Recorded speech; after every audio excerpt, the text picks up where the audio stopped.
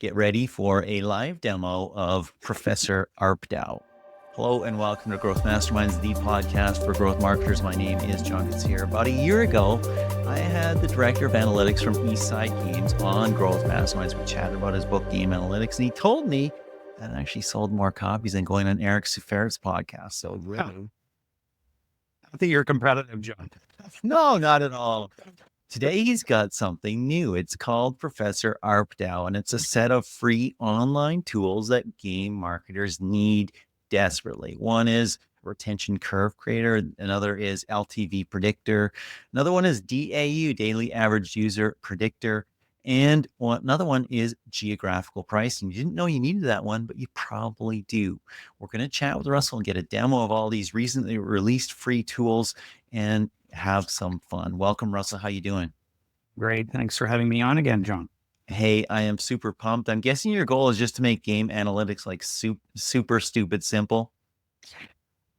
The goal of the website, ARPDAU.com, is so that you don't have to read my book. So people don't have to pay you money to read the book. Instead, they can use your free tools. This is interesting. How does this work? You have a free money glitch or something? Well, no, not every tool on the website is free. The geographical pricing one is a small fee per pricing CSV that you download, and we'll get into that. But yeah, it's like come for the free analytics tools and then stay for the Big Mac index kind of. It's almost like I've heard of this freemium economics thing before. Oh, wow. So let's take 3 steps back for a second because you released the book like a year ago. August 2023. Yeah, so a little more than a year ago. Okay, a little more. How's it going? How's it doing? The book has been well received, well reviewed. But my goal when I wrote it wasn't so much as here's a book for data analysts working in free-to-play games. It was here's a book for everybody working in free-to-play games. At least that's what I thought. But the feedback I got during the first year was that not a lot of product managers or UA managers, producers were willing to, put in the time and effort to read it. As soon as they started seeing a lot of formulas, they just sort of like, oh God, I don't need this. And rightly so. Here's the mistake I made. It's a mistake. The book really is for data analysts, and it explains to them how to do their job at a game studio, and in particular, how to implement the core concepts that you are going to need to do in order to be able to reason about and predict how a game is going to do. Yeah. Everyone else, like the product managers, the producers, et cetera, they just want the tools. They don't care how it's implemented. They just want trustworthy tools that they can access to help do their job better, faster, cheaper. So, friend, this is the age of AI. Hey, we just want the answer. Yeah, exactly. Which is, somebody has to know how it works. So, we'll always need our data analysts. I don't think AI is going to replace us anytime soon. But in an effort to take that 1,000 people who bought my book and turn it into 10,000 people who could benefit from the ideas that are in it, I launched ARPDAU.com with initially 3 free tools that are pretty basic. And then the one paid pay-per-use tool, it's all subscription free. And that's the Big Mac Index geographical pricing. So you can bulk change your how you price your in-app products on Google Play. And we'll get to that. But yeah, the main idea was launch something that people should be able to get value from, and then just start adding to it as people come back with suggestions. So we'll see where it goes for you. Amazing. Sometimes really, really great companies or even just services start with these little small beginnings, and there's some cool stuff. So I just want to go in and check them all out. I just want to go in and demo them. We'll start with whichever one you prefer to. Let's share a screen and let's see what it looks like. By the way, if you're listening to this podcast, you probably want to watch it on YouTube and get a little more from it. Russell, go for it. You're driving.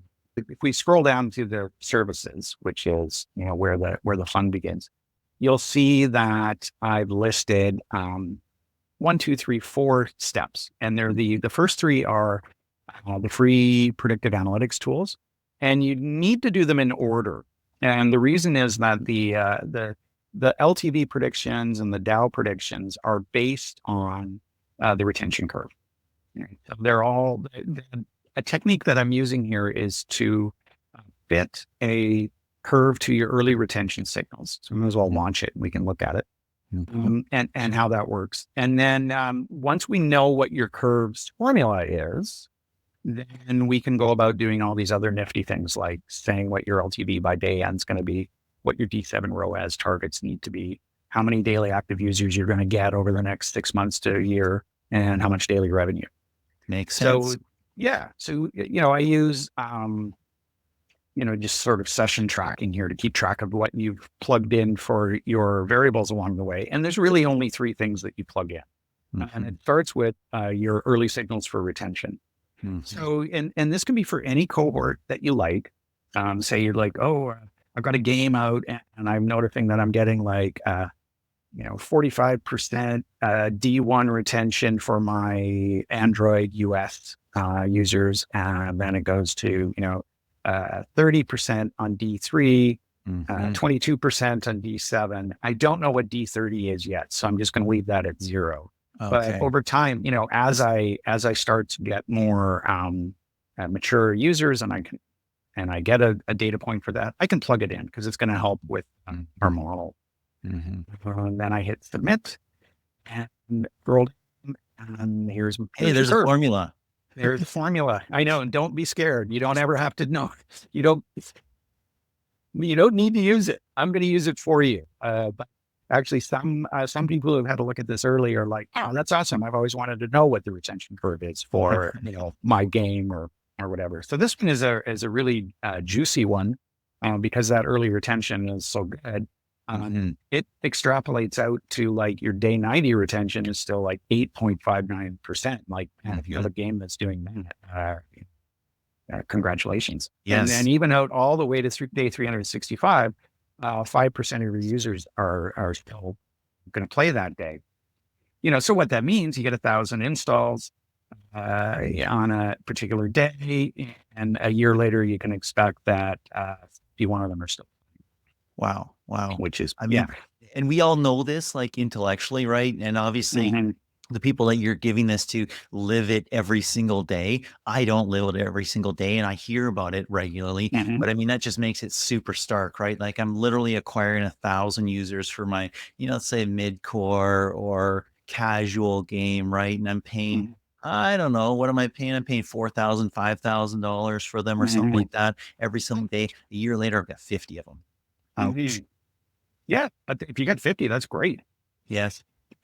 Yeah, the free to play space, that's amazing. So, but then, over time, you're going to want to come back and try out different scenarios. So here I'm just going up and fiddling with the numbers and I'm saying, okay, we'll say if we're looking at a different cohort or over time, and then we got a D30 number of 9%, then we can, try it again, hit submit. The curve is updated. The graph is updated, and we see that our D90 retention has now dropped to 5.73%, and for day 365, it's 3%. Okay. So those 51 users have now become 30 after 365 days, right? Yeah. The column over here on the right, the expected player days, is something I delve into in my book, and I included here because the sum of this curve, the summation of the values that this curve generates, is crucial to everything else that we're going to do from here on out in terms of our predictions of LTV and DAU.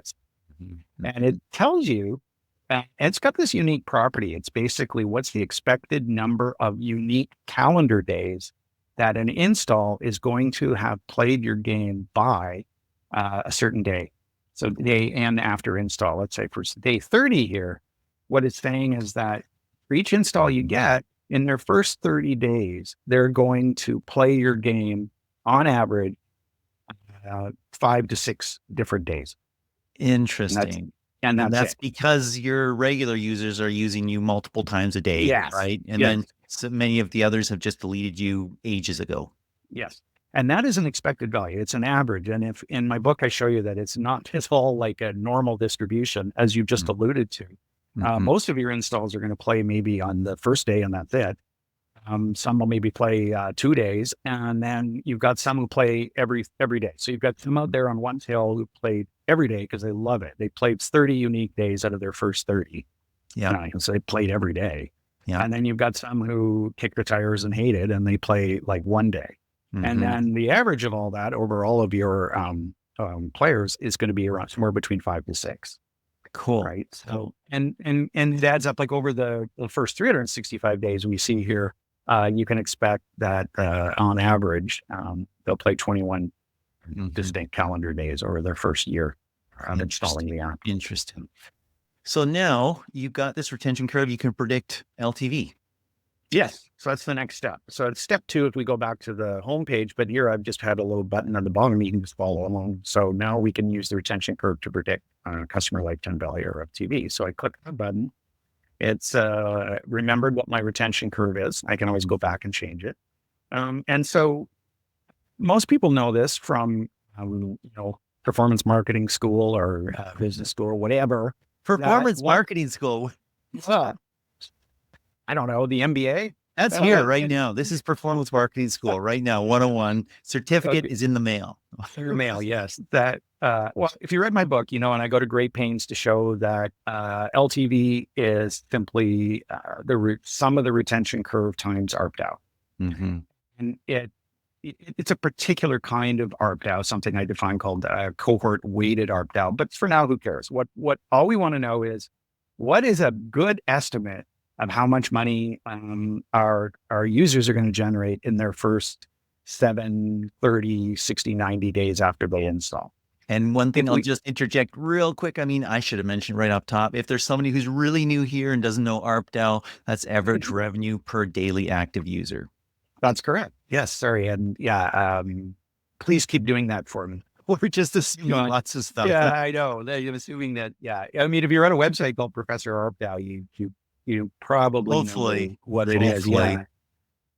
By the way, as an aside, the reason I came up with this name is during COVID, when I'm at home working every day and my wife and I, we share a partner's desk, she would say, all you seem to do is go into meetings and use the word ARPDAU over and over again. So you are Professor ARPDAU. Well, I'm owning it. Yes. It's like, okay, that is what I do say that word a lot. It's a very important word in, the mobile games, free to play mobile games. So I'm going to own it. So here I am. Yes. Yeah. So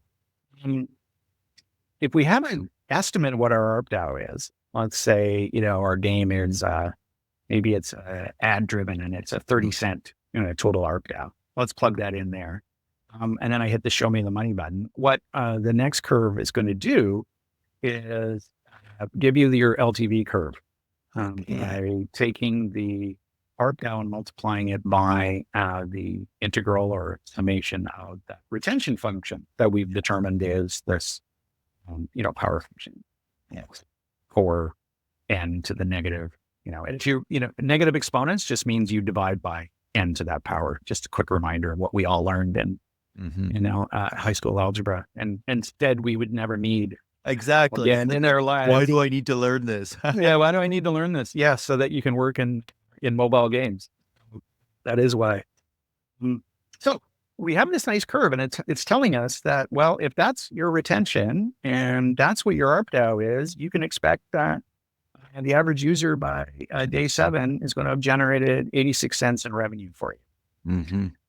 Day 90, almost $3, $2.98. And after a year, $6.22. Nice. Okay. So big assumption though, is that your game has, compelling reason to stick around, right? Yes. That's an idealized retention curve that I'm using. And it's based on games with live ops or you're still investing in your game. You're doing stuff. Yes. You're having contests. You're having seasons. You're adding new levels, all that stuff. Yes, exactly. So, and then here's the interesting thing that UA managers or performance marketers might like, they'll get a kick out of this, is that I've thrown in what your D7 ROAS targets need to be if you want to break even by that day.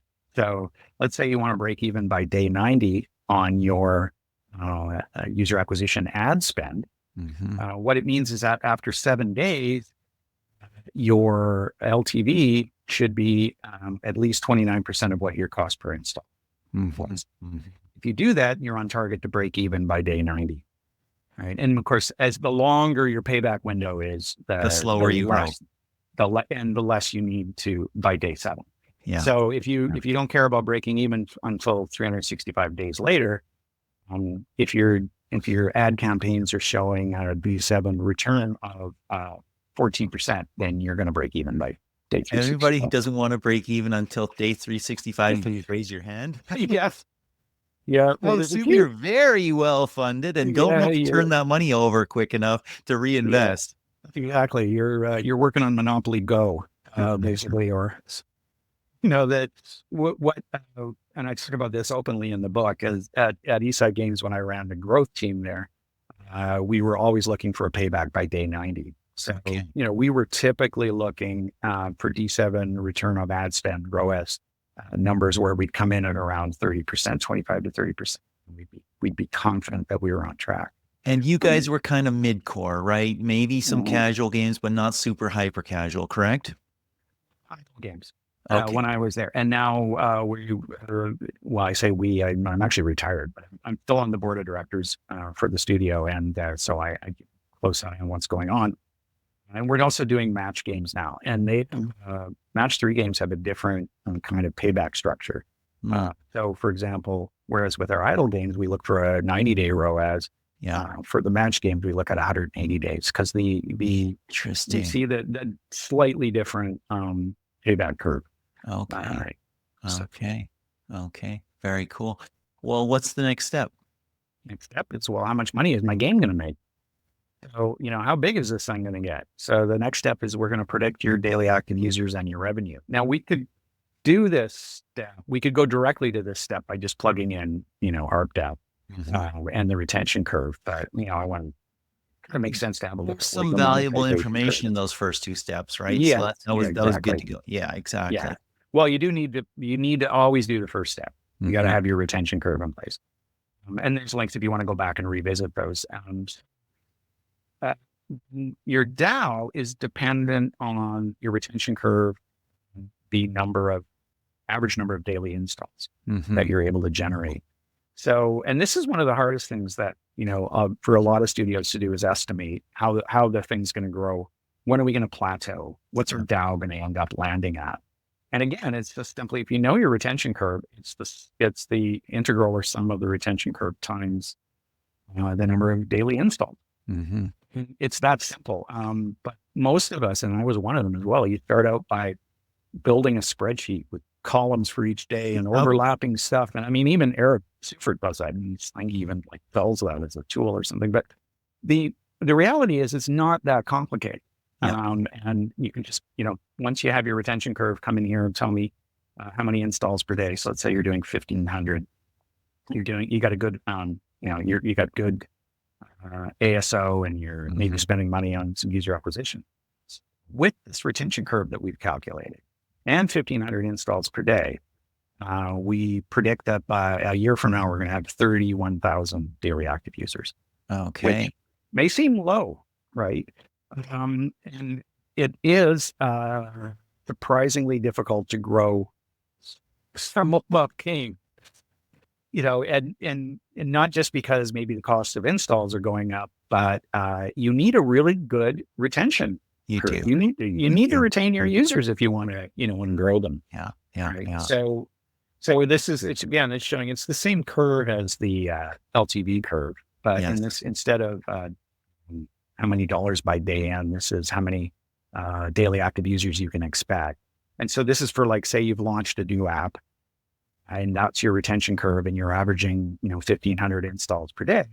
Then this is what you can expect, what you're going to achieve. After a month, you're going to have 8,500 DAU.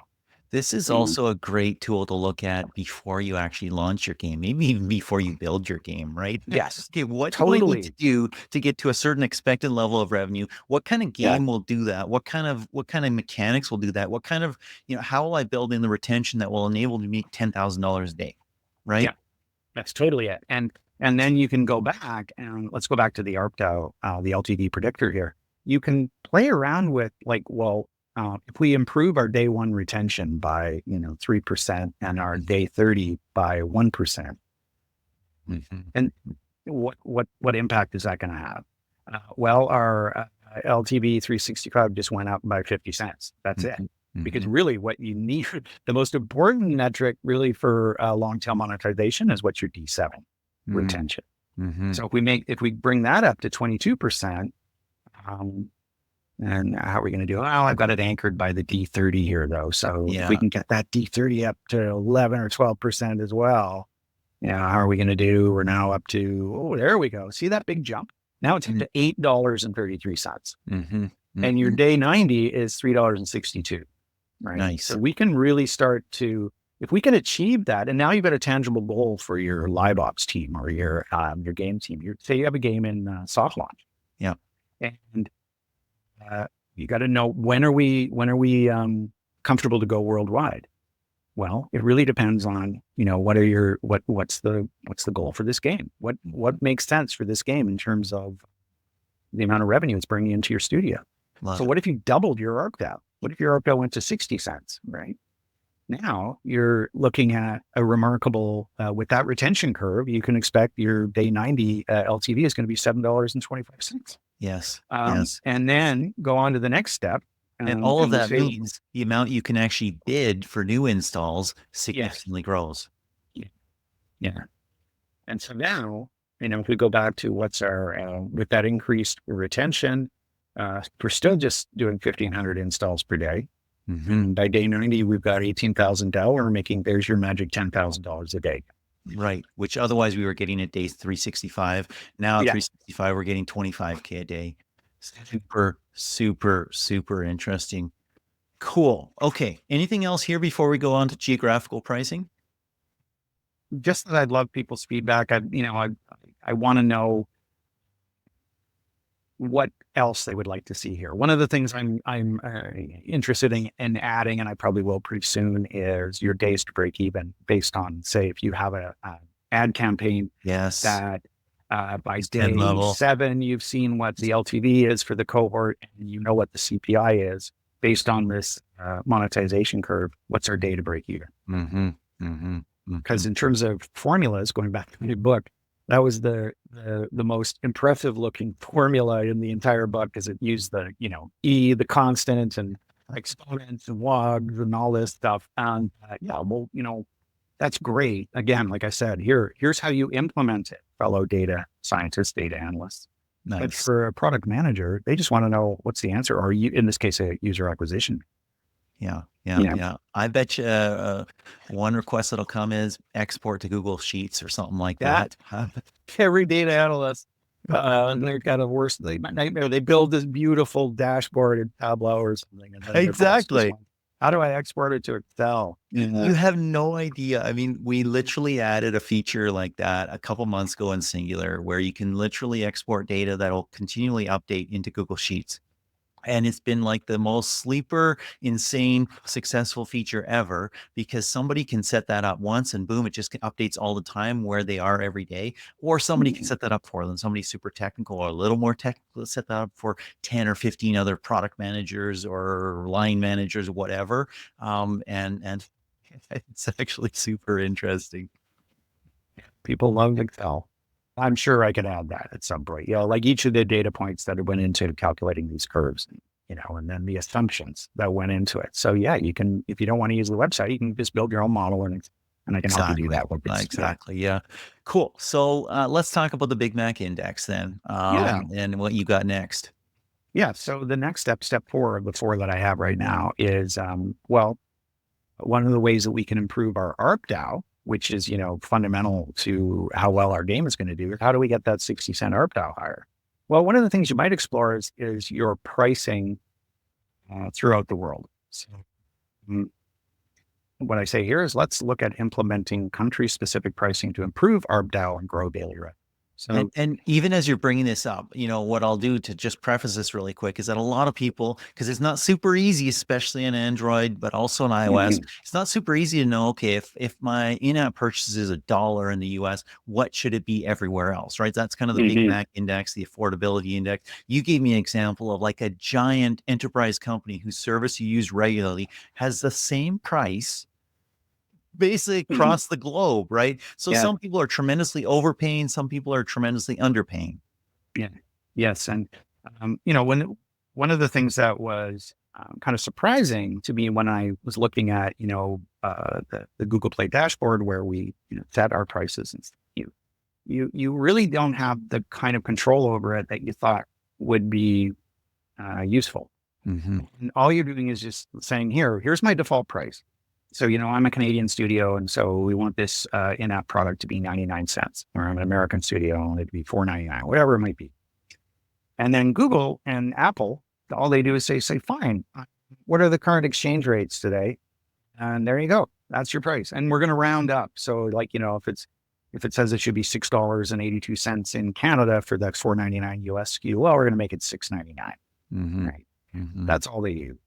They don't do any geographical pricing in the sense of what's the local consumer more likely to be able to afford. Exactly. And as you explained in our first interview, like a year ago, Mhm. you went through this basically, I think it was in Mexico or somewhere else, where Yeah. you basically let them set the price and the game was not as profitable as it could have been. And you weren't selling as much as you could have. You talked to some users and said, well, you know what? It's really expensive. We'd like to buy Yeah. these things, but they're crazy Yeah. expensive. The Yeah. reason was the Big Mac index. What is affordable in a different region? Yeah. So for those of you who don't know, the Big Mac Index is something that the Economist magazine started doing for fun back in the 80s, which was look at whether a country's currency was over or undervalued. And the way they did it was by looking at what's a Big Mac cost around the globe. And surprise, surprise, it's cheaper to buy a Big Mac normalized to US dollars in, say, Johannesburg than it is in Geneva, right?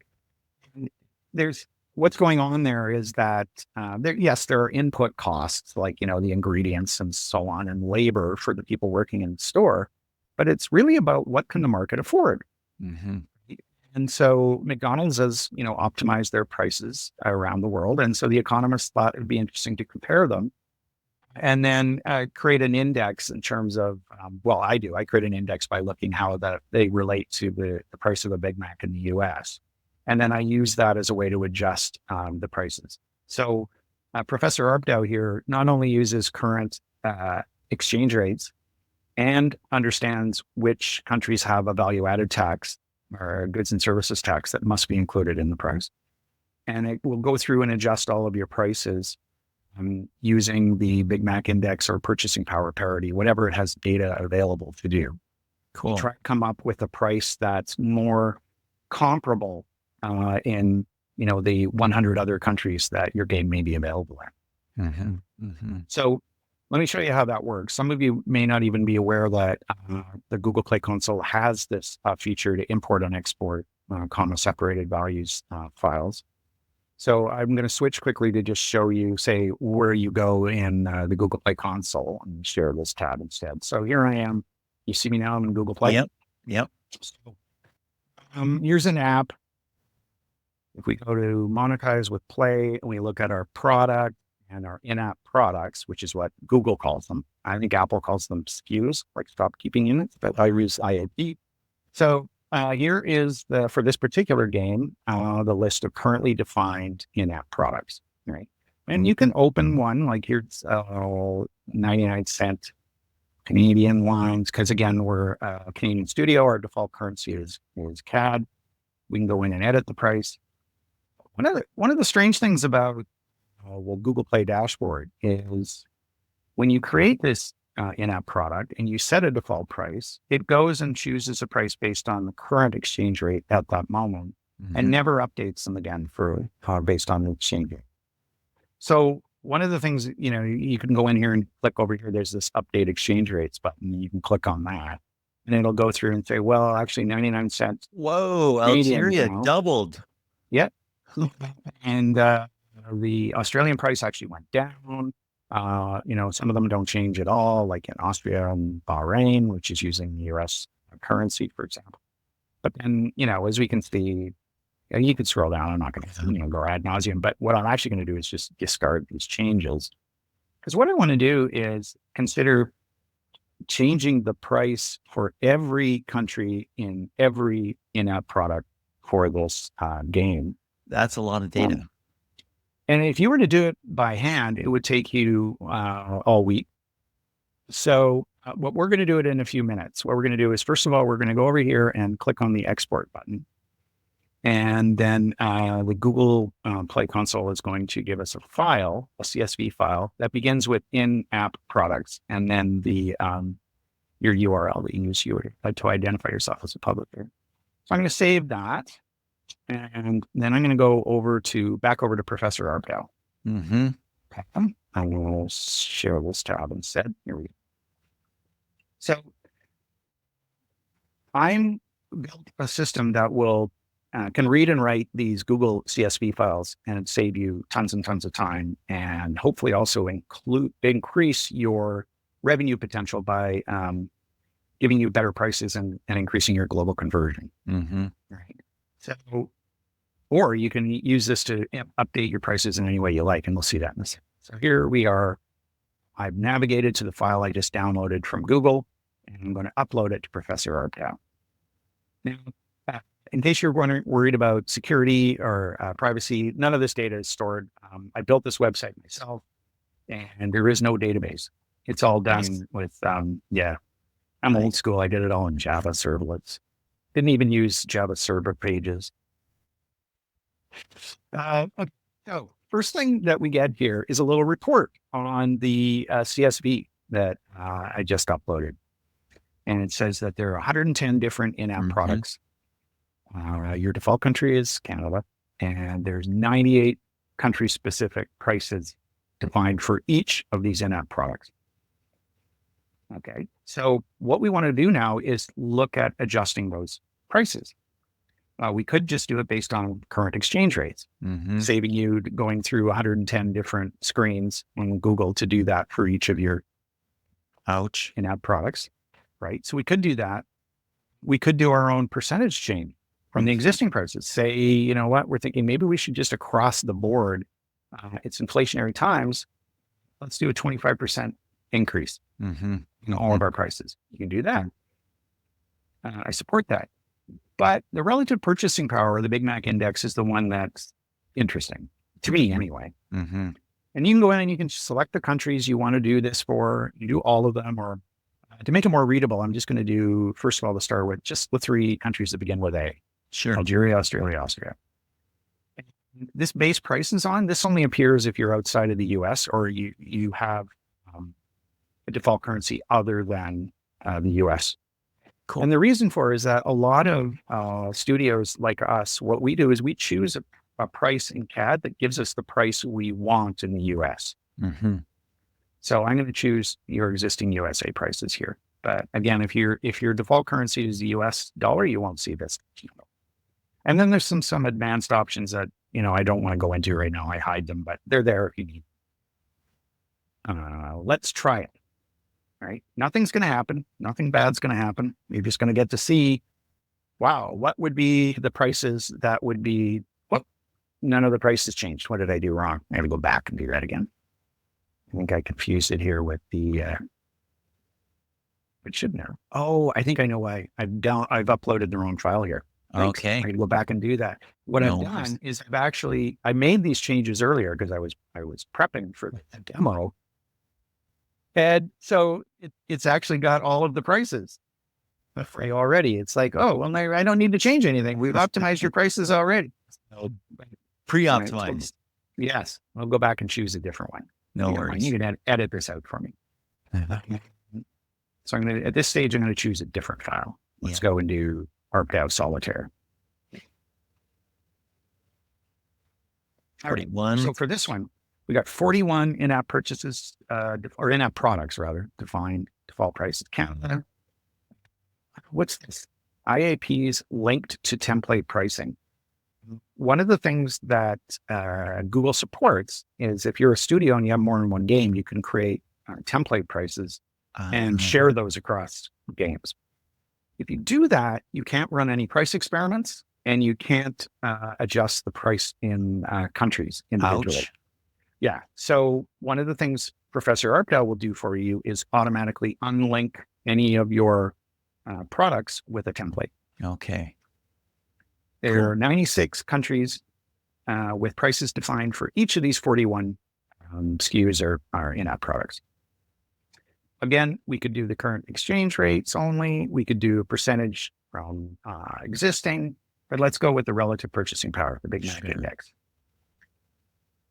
We're going to just do countries that begin with A to make the output more readable. And let's start with our default prices, which are in CAD. Sure.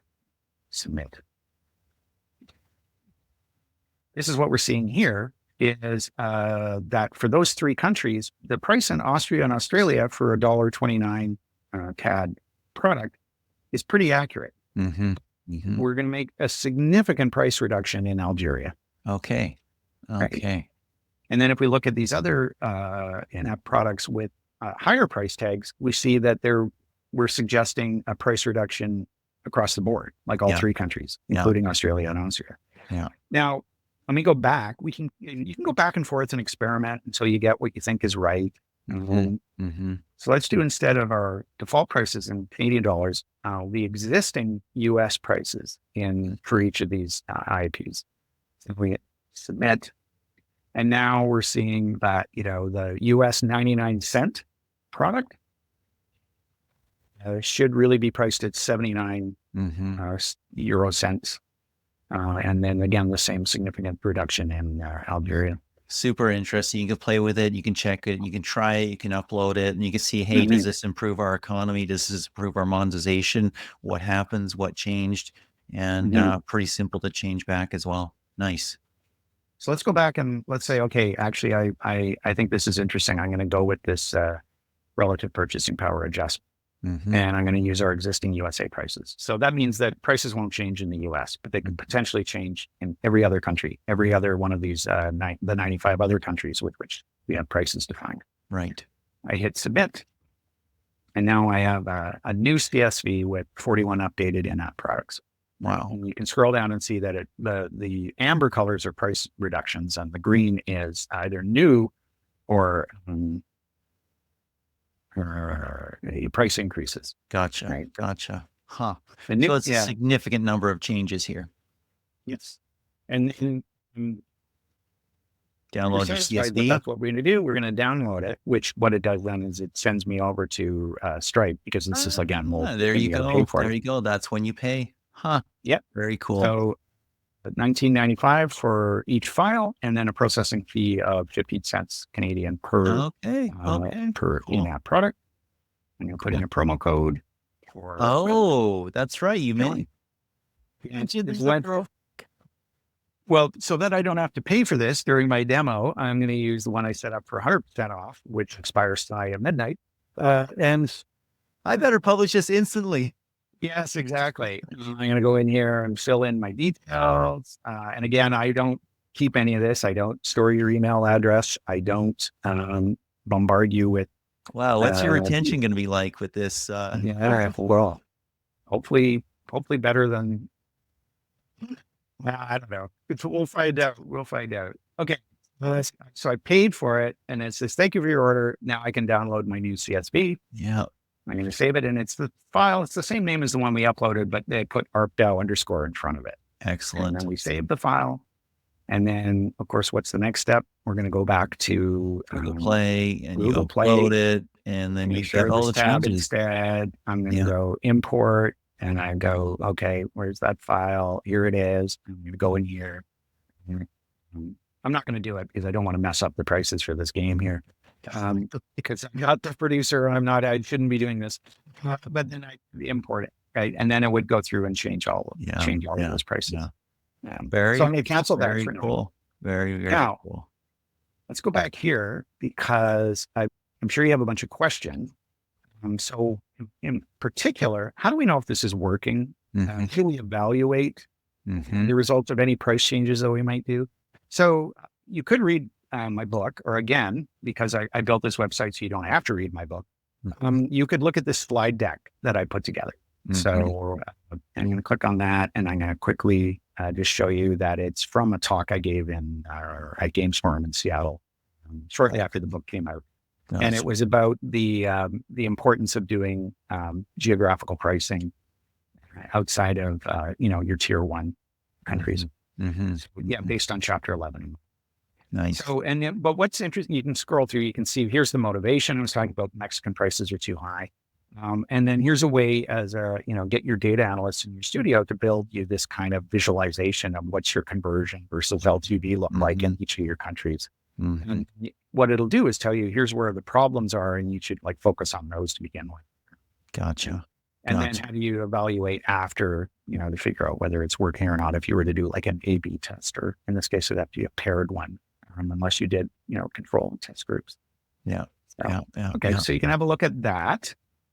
And if you have any questions, you go to upload it, and Google complains about the file. I'm happy to fix it, because in some cases, here's the interesting thing about this product with Google is I don't even think they use it, because if you export a file from a game that's quite old, Mhm. and then immediately try to import it again, sometimes it will fail, because what's happened is that some new geos have been added, and you I haven't defined see. a price for them. Yeah. But I have a workaround for that. I can fix that for you really simply. Okay. You know, Okay. yeah. But Very, that is very a funny cool. thing. Wow. Well, great. That's great. That's an awesome demo. Really appreciate it. It's a cool tool. And most of it is free, which is awesome. So people can go in and they can actually play around with that, and they get a lot of information and figure out, how to build to different monetization levels and what kind of retention they need in order to get where they need to be in terms of recouping their investment costs. So that makes a ton of sense. Absolutely love it. I think you said something about having a coupon code for people Oh, who might want to try something yeah. on the For, fourth for your demo li- here. for your listeners, John, when you go to this download new CSV page, and if you don't feel like paying the whole $42 Canadian to save you 3 days of work, what you can do is add the promotion code singular. Sweet. And if we apply that, it will waive Wow. the pricing CSV fee. So then Wow. you're just paying per line in your file. Wow. So Just so in you this know, case, Singular's not getting that cash. It's going straight to no. orphans and I don't know where. So I'm just joking. You're obviously just giving a discount there, but yeah, Yes. that's pretty cool. Awesome. Thank you. Because I want people to give it a try, Mhm. and give me their feedback. Let me know whether they think it's a useful or not, or what do they think of my pricing? Do they think it's am I charging too little? Am I charging too much? Because that's one of the things about fast services. Yes. Is how do you price them? Yeah. And how do you price your in-app purchases, and how do you price your economy in your game? Yeah. Those are things that are tricky and need to be tested. And Wow. Just go ask Professor ARPDAU if your price would be with that you might get an answer there. Pretty awesome, pretty cool. Russell, I want to take some time and thank you for this. It's been super interesting to see. And, these things are complex. I read your book. Not all, let's be honest, not every single page. But we had to prep for our first conversation. And there are some things that are challenging and tough for those of us who don't want to go back to grade 12 or maybe even early, university level math courses and all that stuff. And it's nice also to just get the answer. So that is very, very cool. And also play with scenarios. Super helpful. Thank you so much for taking that time. You're very welcome. I hope you enjoyed it. I did very much so. Awesome.